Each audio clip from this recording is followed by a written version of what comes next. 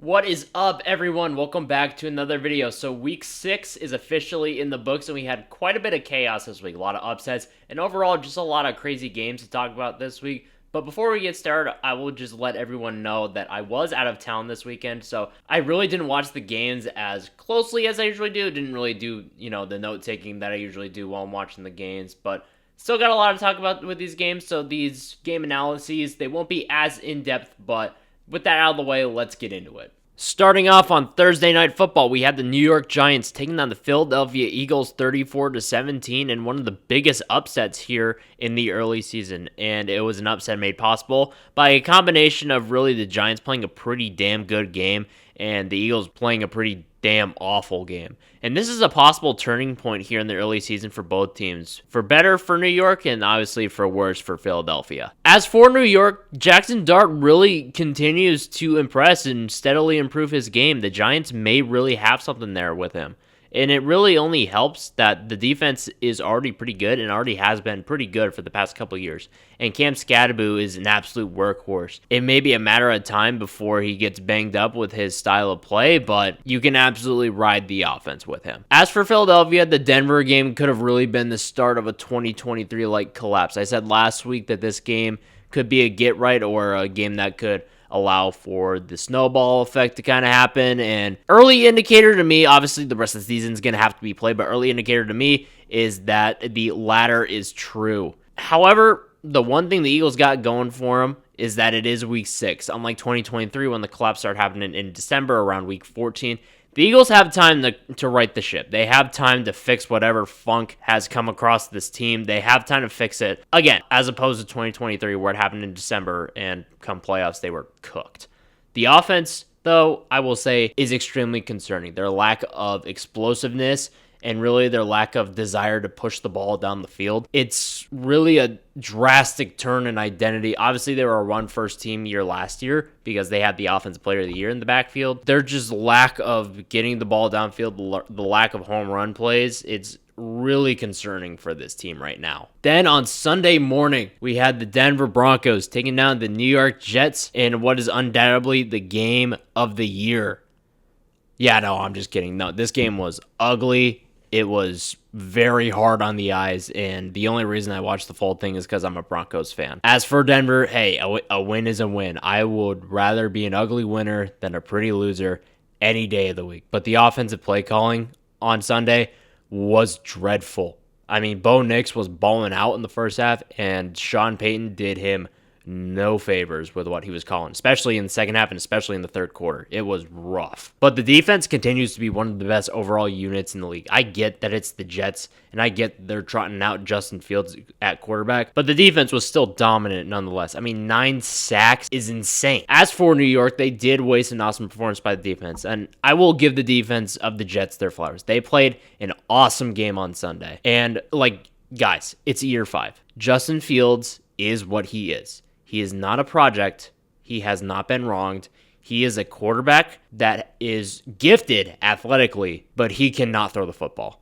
He cannot push the ball down the field. He cannot hit his receivers in the middle of the field. He just can't throw the football. I'm sorry. Justin Fields is what he is, and I don't really understand where the notion that he was wronged by the Bears and the Steelers comes from. Again, he is what he is. Then moving into the afternoon window, the Seattle Seahawks took down the Jaguars 20-12. And for Seattle, this is finally a quality win against a quality opponent. That was my main gripe on them last week when they lost to the Bucs.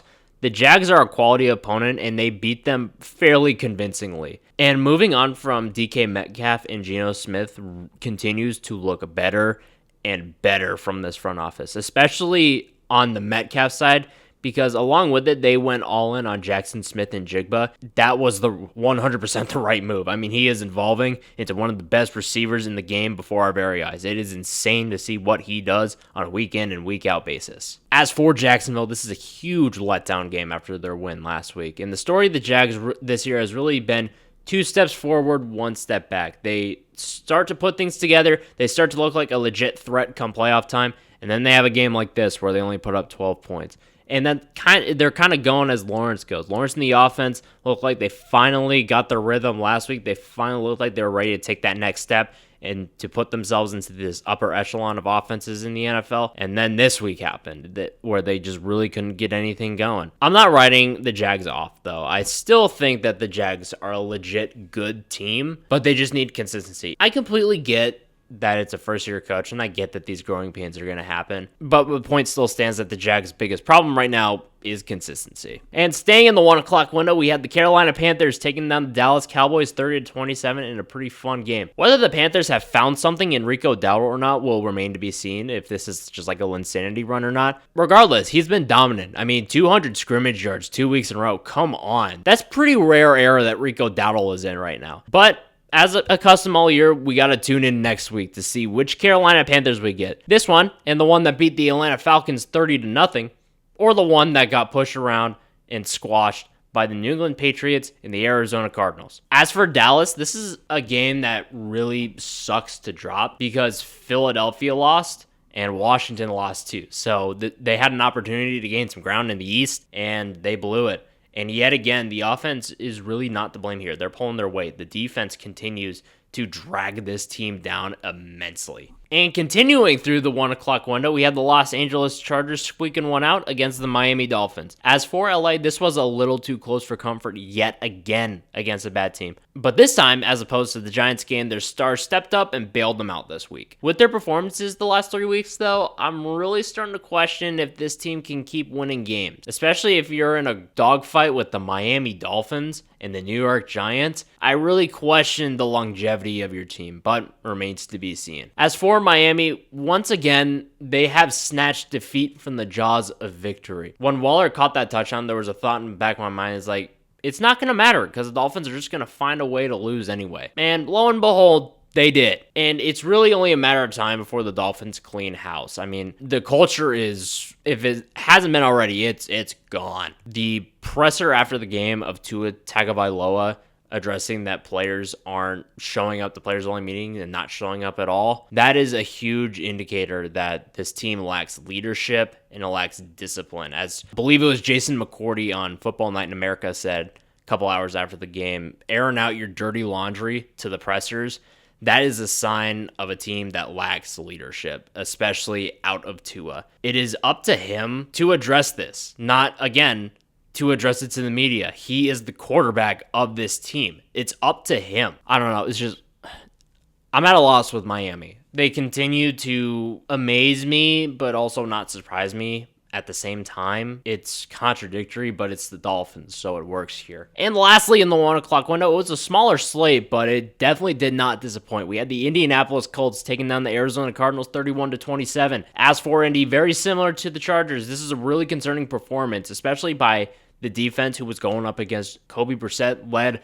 Arizona Cardinals offense. But once again, they have found a way to win. It seems like they have done so all season, so I'll definitely give them their flowers there. But this was a little concerning, especially considering who their opponent was and the personnel their opponent was trotting out. And as for the Cardinals, hey, they really gave the Colts a run for their money. They played a pretty decent game and gave themselves a chance to win there towards the end. But there are no moral victories in the NFL. The fact of the matter is the Cardinals went 0-1 this week, and they are now 2-4. And they are 2-4 all of a sudden after starting 2-0 and looking like they could make a run at the NFC West. Now they're firmly in last place because, surprise, surprise, the other three teams in that division are pretty good this year. You want to talk about another team that might want to start thinking about cleaning house, it's that one in the desert. And moving into the 4 o'clock window, I said in my preview last week that it was one of those weeks where they gave us two stinkers and a really good one in hopes that we would all watch the good one. And the good one was actually pretty good. The Buccaneers took down the 49ers 30-19.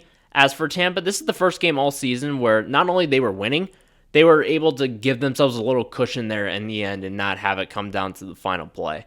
And they continue to be a well-built and a balanced and a dangerous team, which I'll say it as many times as it needs to be said. The Tampa Bay Buccaneers could win the Super Bowl this year. And as for San Francisco, this is the first game where their injuries really started to hurt them and really cost them the game. And obviously the big unfortunate story here is that Fred Warner suffered a very serious ankle injury and is out for the season, possibly longer. And there's unfortunately no telling if he's ever going to be the same player, but obviously wish him the best. Obviously not considering performance or the caliber of player that he is, Losing a player and a leader of Fred Warner's caliber is a crushing blow to the defense. And for the Niners, you want to think as players start to come off BIR, as they start to come back, that these kind of games happen less and less. But with no more Fred Warner for the year, it's really impossible to tell at this point if the Niners are or aren't going to have any more of these games. And I'm not sure if they can really reach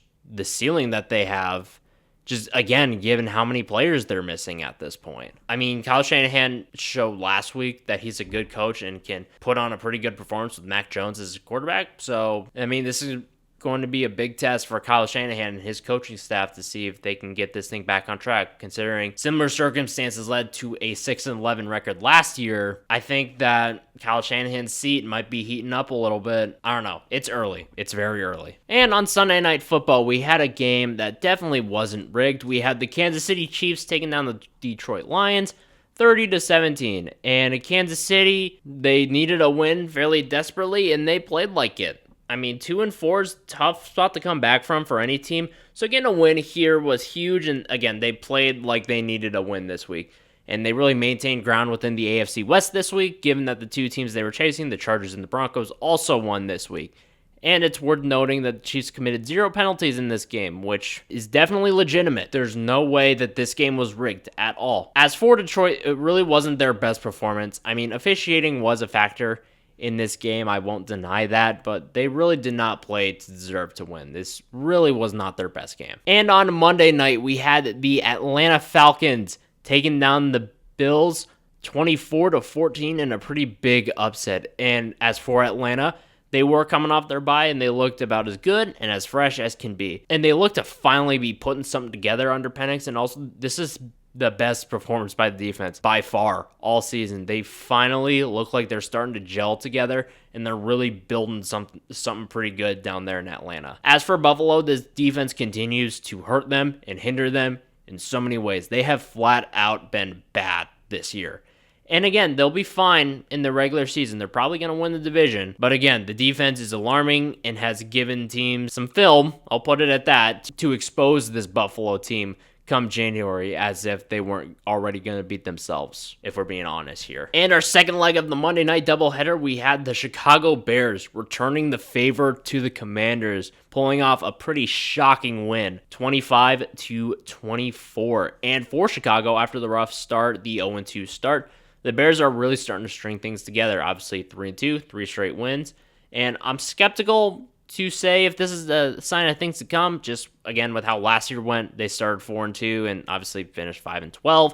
But it is very encouraging. And just with the context that people running things there in Chicago, I feel like could be viewed as a little differently as opposed to last year. But again, we'll have to wait and see. But this is a great win for the Bears this week. And as for Washington, as great of a game this is for the Bears to win, this is a tough one for Washington to drop. They were in control pretty much all game, I would say from the second quarter onward, but then one self-inflicted turnover at the end there really changed the tide and gave the Bears a chance to win, which they took.